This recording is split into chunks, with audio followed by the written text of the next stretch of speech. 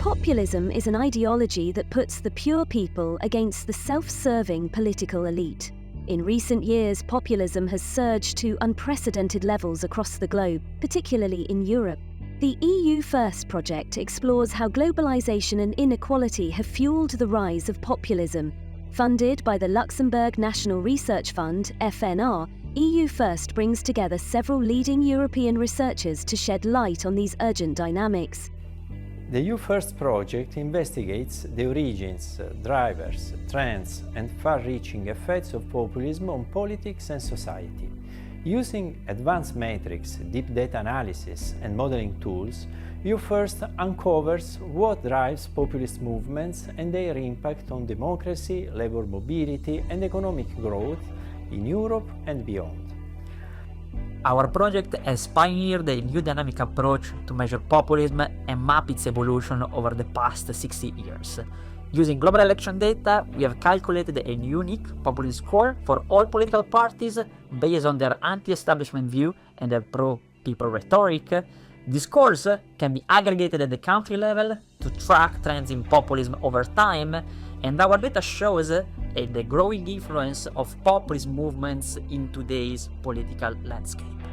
A basic way to measure populism is to track the share of political parties that run for election and that are classified as populist based on political science studies.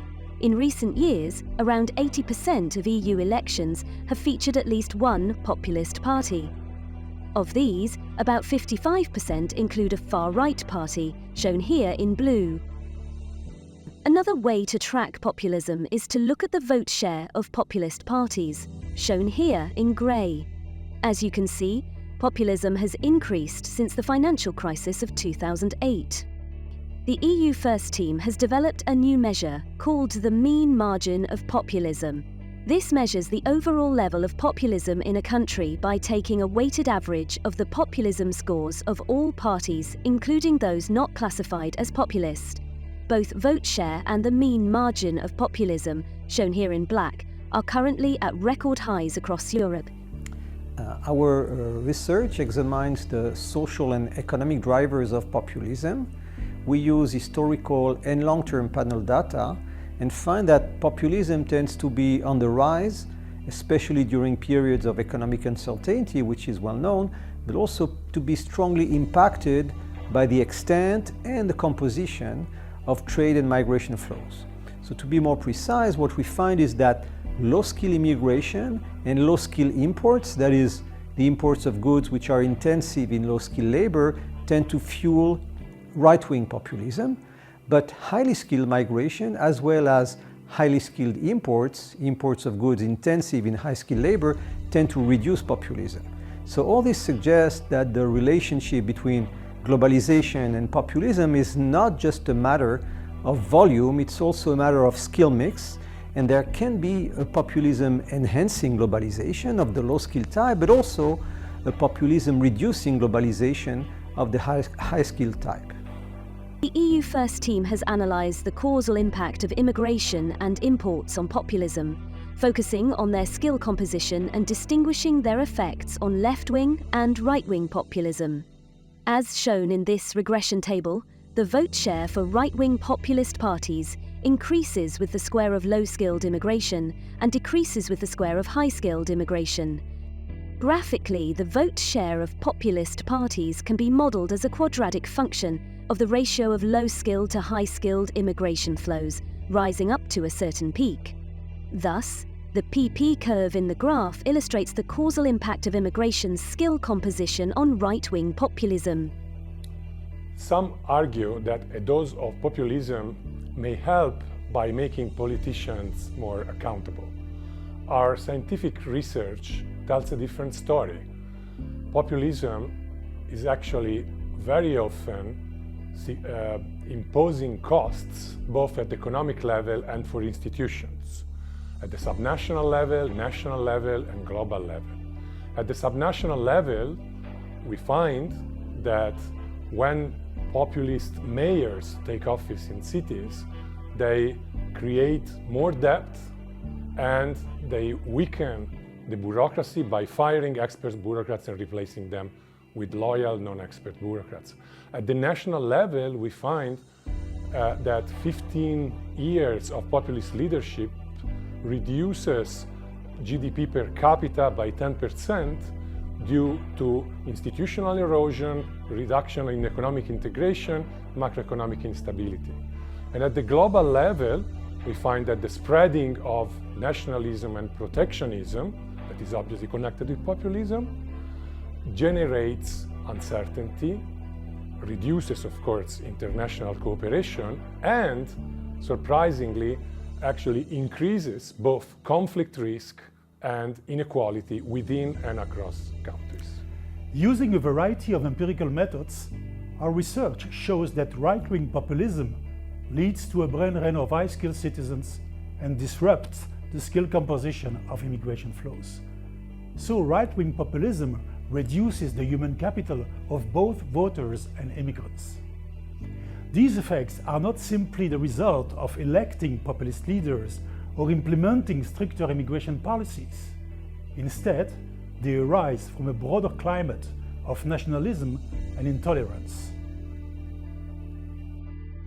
The EUFIRST team also looked at how support for right-wing populist parties shapes who migrates, not just how many people move. What they find is a clear pattern. When the vote share of these parties increases, migration falls, and it falls much more sharply among highly educated migrants. To put numbers on it, a 10-point rise in the vote share of right-wing populist parties is linked to about a 27% drop in high-skilled immigration, compared to roughly 17% for low-skilled migrants. This means political shifts don't just reduce migration overall, they also change its composition. As support for right-wing populism grows, the balance tilts away from highly educated migrants. Graphically, the ratio of low-skilled to high-skilled immigration flows can be modelled as a concave function of the vote share of populist parties. Thus, the curve in the graph illustrates the causal impact of right-wing populism on the skill composition of immigration. Our findings reveal a worrisome cycle. On the one hand, low levels of human capital among immigrants and voters drive populist sentiment. On the other hand, populism leads to a decline in human capital among both groups. Consequently, a right-wing populist shock leads to lower skills levels among immigrants and voters, which further reinforces populism. Similarly, a low-skill immigration shock, such as a refugee crisis, can reinforce right-wing populism, which further worsens the skill composition of immigrants. These feedback loops can fuel the explosive growth of populism at a global scale. Graphically, the blue PP curve illustrates how the ratio of low-skilled to high-skilled immigration affects the vote share of far-right parties. Conversely, the red curve shows the effect of right-wing populism on the skill ratio among immigrants. The graph shows two stable equilibria, a good equilibrium of contained populism, G, and a bad equilibrium of explosive populism, B. Countries starting to the left of the dividing line tend to converge to the good equilibrium G, while those starting to the right tend to converge to the bad equilibrium B. From the good equilibrium G, external shocks, such as economic crises or corruption scandals, can push the economy into the basin of attraction of the bad equilibrium B. In addition, long-term trends such as rising inequality, increased insecurity, the spread of social networks, and demographic growth in poorer countries can worsen the skill composition of migration flows. This can create a vicious circle, reinforcing populism and possibly leading to the move from G to B, implying the emergence of far-right leadership. This vicious cycle keeps right-wing populism alive despite its harmful effects on democracy and economic growth. To address this challenge, we have formulated policy recommendations to break the cycle and to unlock the economic potential of immigration. We invite you to explore our scientific publications and policy briefs to learn more.